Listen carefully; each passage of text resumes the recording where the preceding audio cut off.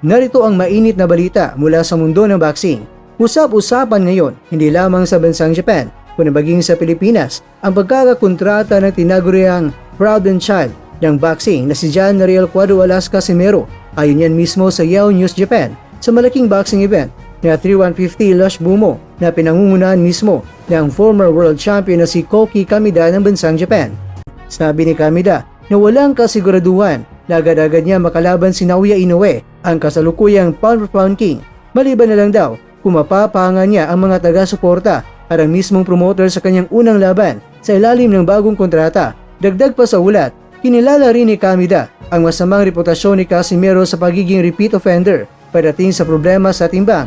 Ngunit sa kabila nito, nananatili raw ang tiwala ni Kamida na kung masusunod ang tamang disiplina, may pag-asa pa rin muling sumikat si Casimero sa pandaigdigang entablado ng boxing. At ayon pa kay Kamida, lahat ay nakadepende ito kay Casimero sa kanyang unang performance.